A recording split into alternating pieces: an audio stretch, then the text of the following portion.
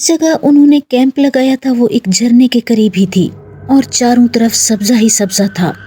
पहाड़ों का सिलसिला थोड़ा हटकर शुरू होता था। तकरीबन 1 किलोमीटर के फासले पर बाएं जानिब घने दरख्त किसी देवों की तरह सर जोड़े खड़े थे। कम से कम रात के 11 बजे तो इनके हेवले दूर से ऐसे ही दिखाई दे रहे थे। झरने के किनारे 3 अदद खैमे नस्ब थे। एक में राशिद खुद, दूसरे में टेक्निकल टीम मेंबरान और तीसरे में सिर्फ खवातीन मौजूद थीं। रात के इस वक्त वहाँ सिर्फ झरने का शोर ही सुनाई दे रहा था, वरना चारों तरफ एक सकूत तारी था। आसमान पर कहीं कहीं आवारा बादलों की झलक दिखाई दे रही थी और वो जब चमकते हुए चांद के सामने आ जाते तो कुछ देर के लिए जमीन पर अंधेरा सा छा जाता, फिर जैसे ही वो हटते तो दोबारा सारा मंजर रोशन हो जाता था। सितारे अपनी पूरी आबोताब के साथ झुरमट बनाए अपनी जिम्मेदारियां निभा रहे थे। मौसम में खुनकी की वजह से और झरने के नजदीक होने की वजह से एक कैमरामैन को सर्दी महसूस हुई तो कंबल उठाने के लिए जैसे ही उठा तो उसे यूं महसूस हुआ जैसे अचानक कोई जानवर तेजी से इनके खेमे के नजदीक से भागा हो। खेमे में अंधेरा था और बाहर चांद की चांदनी फैली होने की वजह से भागने वाले का साया तो अंदर से वाज़ेह दिखाई दे गया था। पहले तो इसने दीगर साथियों को उठाना चाहा, लेकिन फिर ये सोचकर कि वो सब इस बात को लेकर इसका मजाक बनाएंगे और सुबह खवातीन के सामने भी शर्मिंदगी उठानी पड़ेगी, इसलिए इसने खुद ही बाहर जाकर देखने का इरादा किया।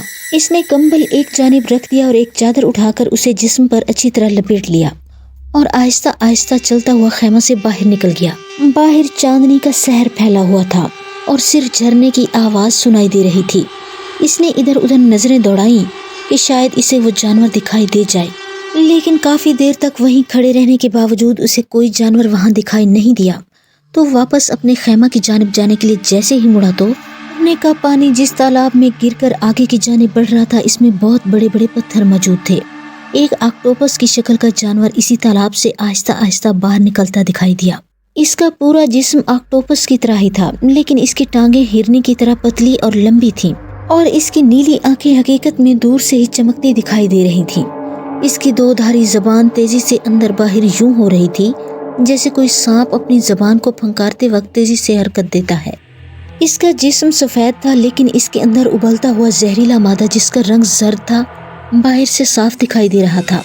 बड़ा अजीब नोयत का जानवर था। अगरचे चिड़ियाघर में होता तो शायद वहाँ की इंतजामिया इसकी वजह से बहुत कमाती। कैमरामैन हैरत से बुत बना फटी फटी नजरों से अपने सामने यकदम नमूदार होने वाले अजीबो गरीब जानवर को देखकर हक्का बक्का रह गया था। वो तसव्वुर भी नहीं कर सकता था कि अचानक इसके सामने वो खौफनाक सूरत जानवर यूं नमूदार हो जाएगा। अभी वो हैरत के झटके से संभलने भी नहीं पाया था कि यकदम उसे अपने जिस्म के गिर्द इसकी टांगें किसी ऑक्टोपस की तरह लिपटती हुई महसूस हुई और अचानक उसे अपना दम घुटता हुआ महसूस हुआ। इसके मुंह से दर्द की शिद्दत से चीख निकल गई और यही चीख इसकी जिंदगी की जमानत बन गई। रात के सन्नाटे में इसकी चीख सुनकर खेमे में सोए दीगर साथी भी हड़बड़ाकर उठ गए और जल्दी से बाहर निकले तो वो भी खौफजदा नजरों से सामने का मंजर देखकर हैरत ज़दा रह गए। कैमरामैन को एक अजीब किस्म के जानवर ने जकड़ रखा था और इनके साथी के मुंह पर तकलीफ के नुमाया आसार थे। इसके चेहरे का रंग यूं तेजी से बदलता जा रहा था जैसे कोई सिरिंज से इसके जिस्म का खून निकाल रहा हो। चंद लम्हे तक यूं ही खड़े रहने के बाद अचानक राशिद ने एक तरफ पड़ा लकड़ी का बड़ा सा डंडा लपक कर उठाया और भागते हुए सीधा इस जानवर के करीब पहुंचा और बेदरेग इस पर डंडे बरसाने शुरू कर दिए। इस पर एक जनून तारी हो चुका था। डंडों की जरब खाकर इस जानवर ने कैमरामैन के गिर्द अपनी गिरफ्त ढीली करना शुरू कर दी और दूसरे लम्हे जख्मी हालत में जमीन पर गिर गया। कैमरामैन भी इसके साथ ही जमीन पर आन पड़ा। इसकी सांसें उखड़ने लगी थी। ये देखकर राशिद ने जल्दी से उसे उठाकर खेमा में ले जाने का कहा। इसकी हिदायत सुनते ही दूर खड़े अफराद ने जल्दी से जमीन पर गिरे कैमरामैन को फुर्ती से उठाया और जल्दी से खेमा में घुस गए। राशिद ने दूसरे लम्हे जमीन पर गिरे इस जानवर पर मजीद डंडों के वार करके उसे खत्म कर दिया। अगर एक लम्हे की भी देर हो जाती तो वो कैमरामैन जान से हाथ धो बैठता, फिर वही खूनखार जानवर खेमों में घुसकर और न जाने कितनी तबाही मचाता। ये सोचकर वो खौफ से एक झरझरी लेकर खेमा की जानिब बढ़ गया। खवातीन को उन्होंने रात के वाक़ये से लाइल्म रखा था और सुबह ही सुबह इस मूजी जानवर का मुड़ा तोड़ा जिस्म वहां से उठाकर खामोशी से एक जानिब दरख्तों की तरफ एक गहरी खाई में फेंक दिया था ताकि खवातीन उसे देखकर खौफजदा न हो जाएं। वैसे भी औरतों का दिल इंतहाई नाजुक होता है और वो फितरतन डरपोक होती हैं। रात के वाक़ये से इन्हें कम से कम इतना अंदाजा हो चुका था कि इन्हें इस जगह पर अपनी आंखें खोलकर रखने के अलावा किसी एक बंदे को पहरे पर बिठाना होगा ताकि दोबारा ऐसी सूरत हाल पेश न आने पाए। इस वक्त वो सब अपने जरूरी कामों से फारिग होने के बाद एक वादी की जानिब बढ़ रहे थे। आज उन्होंने प्रोग्राम तय किया था कि शाम होने से पहले पहले फिल्म का कुछ काम मुकम्मल करके ही लौटेंगे ताकि जितनी जल्दी हो सके वो अपना काम निपटा सकें और जल्दी से वहां से वापस जा सकें। चलते चलते वो एक हसीन वादी में पहुंच गए जहाँ हर तरफ फूल ही फूल खिले थे। हैरत थी कि वहाँ मौजूद कुछ ऐसी किस्म के दरख्त भी मौजूद थे जो उन्होंने पहले कभी नहीं देखे थे। सच कहते हैं कि पहाड़ों पर 11 मौसम होते हैं और जाहिर है इसी मुनासबत से वहाँ के दरख्तों की अकसाम भी पाई जाती होंगी, क्योंकि हर मौसम का असर इसी किस्म के दरख्तों पर भी पड़ता होगा। राशिद वैसे काफी डरा हुआ था। वो दिल ही दिल में सोच रहा था कि अगर इसके पायलट की बताई हुई कहानी सच साबित हुई और हकीकत में कोई आदमखोर वहशी कबीला यहाँ आबाद हुआ तो फिर से आगे वो खुद कुछ सोचना ही नहीं चाहता था, क्योंकि वो बगैर फिल्म शूट किए यहाँ से नाकाम वापस नहीं जाना चाहता था।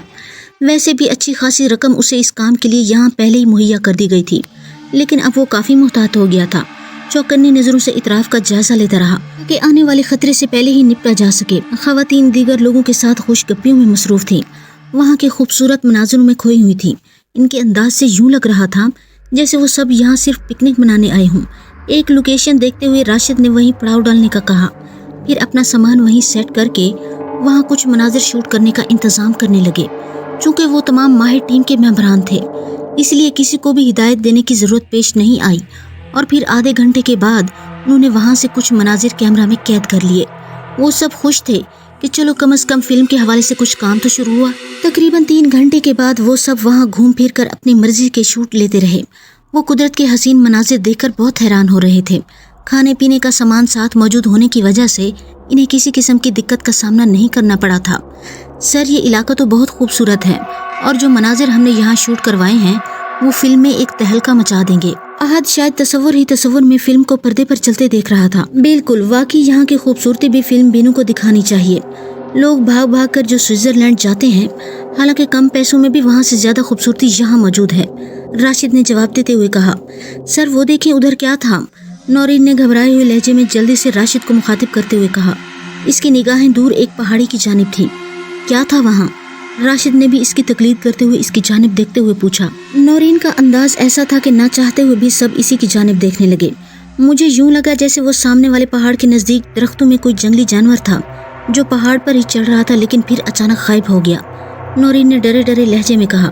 इसकी बात सुनकर सिवाय अरशद के सब इसकी बात पर हंसने लगे, लेकिन नौरीन कसमें खाकर इन्हें कायल कर रही थी। इसकी नजरें इसे धोखा नहीं दे सकती। इसने सच में वहाँ किसी जंगली जानवर को देखा था। फिर कुछ देर वहाँ नजरें जमा कर देखते रहने के बाद जब कुछ दिखाई नहीं दिया तो राशिद ने इन्हें पैकअप का कहकर वापसी की ठानी। वो जल्द से जल्द अपने कैंप में पहुँच जाना चाहता था। फिर इसकी बात सुनते ही वो सब फुर्ती से अपना सामान इकट्ठा करके वहाँ से वापसी के लिए निकल पड़े। वो एक प्याले की शक्ल का मैदान था जिसमें केले के पत्तों से बनाई गई बड़ी मजबूत किस्म की मखरूती झोंपड़ियां गोल दायरे में ही दिखाई दे रही थी और इनके बीचों बीच एक साफ मैदान था जिस पर एक ऊंचे चबूतरे पर एक खूबसूरत सा झोंपड़ा था। इसके ऊपर एक बांस बंधा हुआ था जिस पर एक लंगूर का सर लटक रहा था, जिसकी कटी हुई गर्दन से अभी तक ताज़ा लहू नीचे जमीन पर टपक रहा था। गालिबन इसे अभी ही ताज़ा मारकर वहाँ लटकाया गया था। ये इस कबीले के सरदार कांगो का घर था जिसकी बीवी एक मगरमच्छ का शिकार होकर हलाक हो गई थी। इसकी एक बेटी कश्ताला थी जो 22 साल की लगभग थी। सांवले रंग के बावजूद इसके चेहरे में बला की कशिश थी और कबीले का हर नौजवान उसे चोर नजरों से देखता रहता और उसे अपने दिल की मलका बनाने के ख्वाब देखता रहता था। लेकिन कश्ताला को इस कबीले में से किसी नौजवान से दिलचस्पी नहीं थी। वो अपनी दुनिया में मगन रहती थी। ये बात समझ से बालातर थी कि एक ऐसे कबीले में मौजूद एक वहशी हसीना के ख्यालात तरक्की याफ्ता दुनिया से कितने मिलते जुलते थे कि वो दिन रात सोचों में मगन रहती थी। आखिर वो इस वहशी कबीले में पैदा ही क्यों हुई? इसी कबीले के एक बूढ़े शख्स ने उसे मरते वक्त ये बताया था कि इस कबीले से बाहर भी एक दुनिया आबाद है जिसमें साफ सुथरे और अच्छी रंगत वाले इंसान रहते हैं जो हमसे बहुत मुख्तलिफ हैं। ये बात उसने इसे इसलिए बताई कि एक बार इस कबीले में इसी दुनिया के इंसान किसी मुसीबत का शिकार होकर पहुंच गए थे। फिर इन कबीले वालों के हत्थे चढ़ गए थे, जिनमें से एक को तो उन्होंने भूनकर खा लिया था, लेकिन दूसरा अपनी जान बचाकर यहाँ से फरार होने में कामयाब हो गया था। इस बूढ़े की बात सुनकर कश्ताला हर वक्त इसी दुनिया के लोगों के मुतालिक सोचती रहती थी जिस तरह की हुलिये और रंगत इस बूढ़े ने उसे बताई थी, तो उसे सोचकर उसे अपने समेत कबीले के हर शख्स की रंगत जहर लगने लगती थी। इसका बस नहीं चलता था कि उड़कर इस दुनिया में पहुंच जाए और इन लोगों को खुद अपने सामने चलते फिरते देखे। Please like, comment and subscribe the channel Shehzad Khan Horror Stories, and thanks for watching.